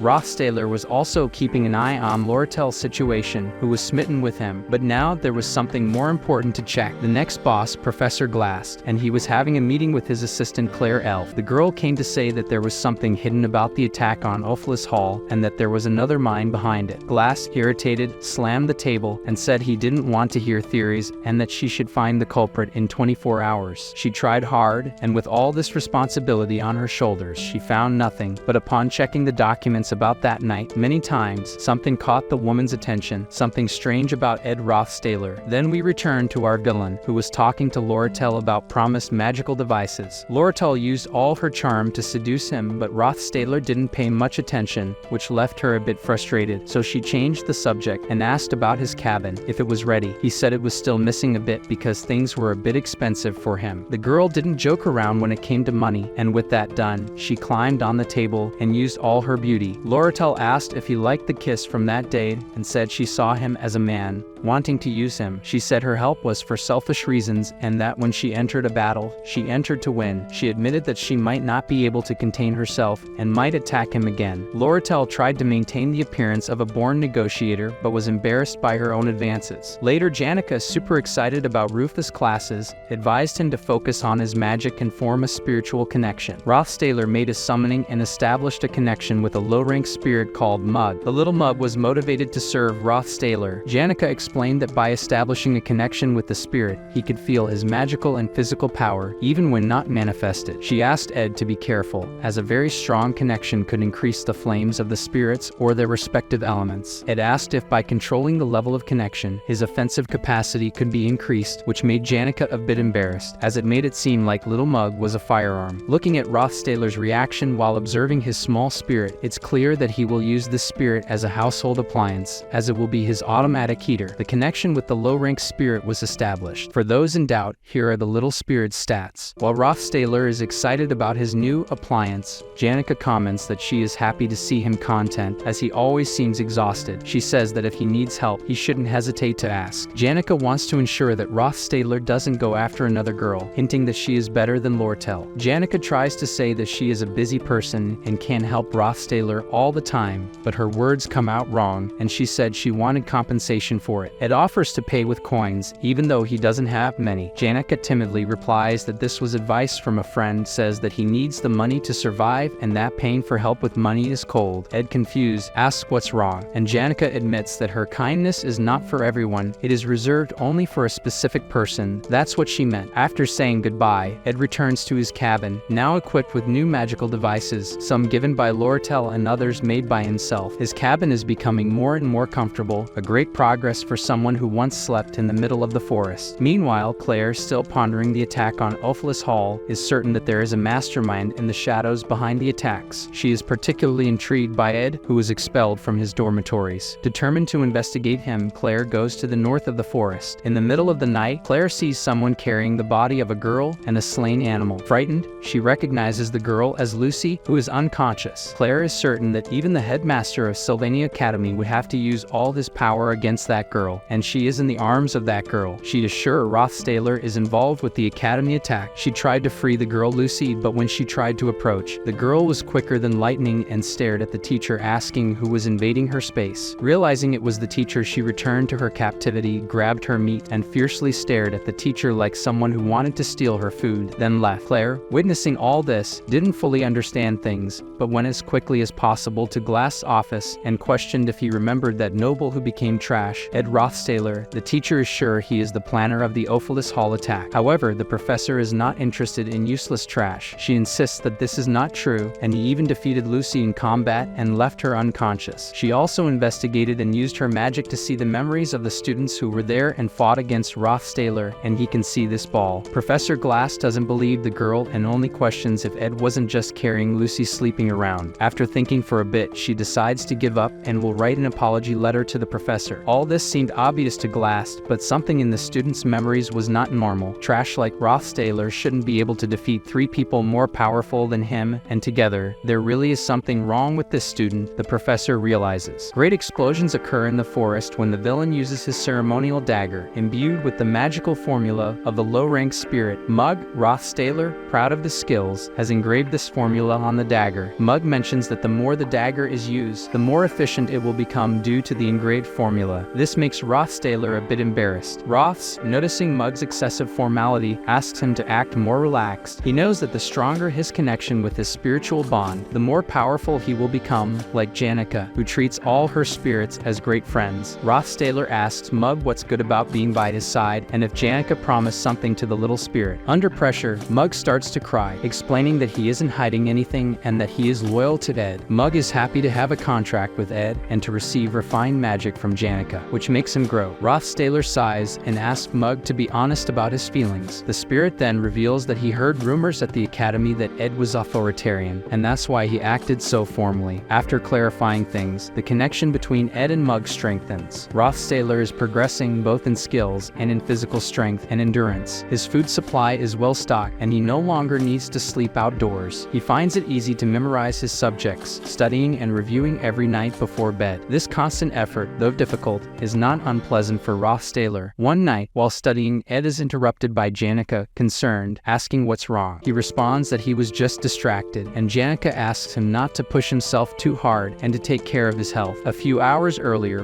Rothstaler had received 3 different letters, one from the academy, another from the merchants, and the third of utmost importance. The third letter, which needs to be read carefully, reveals that the main story has been distorted. In the second act of the story, the sale of the sealed grimoire sparked a war between the Merchant Center and Sylvania Academy. However, with Elt's downfall, another person got involved, a relative of Rothstaler, interested in buying the sealed grimoire to gain eternal life. This relative, the patriarch of the Rothstaler family, is a strong boss who should appear only in the 4th act. If he gets the grimoire, his strength will be immense. The letter specifies suspicious actions of Crepin Rothstaler and is an invitation for Ed to discuss these matters. In another location, Fiona, the sender of the letter, reflects on the financial situation of Sylvania Academy. Being a private academy, it cannot provide financial support, facilitating the purchase of the grimoire by the Merchant Center. The academy's director asks Fiona for help, but she suspects how Crepin, Ed's father, is aware of these negotiations. One of the guards raises the hypothesis that Ed is reporting everything to his father, but a distant voice, belonging to Loretel, questions this assumption and asks for Fiona's attention. The princess doesn't see how this can be reasonable as far as she knows. Loretel hated her. Loretel responds that this is a very unfair accusation, as she would never hate the beloved, beautiful, and dazzling Princess Fiona. Anyway, Loretel is there to explain that Crepin's involvement must have been due to Elt, her father, and not by Ed himself. This catches the princess's full attention, as Crepin only got involved in all this due to the failure of her biological father's plan during the grimoire purchase, resorting to this only option. However, it is still very strange to Fiona, as at first, it seemed that the Rothstaler family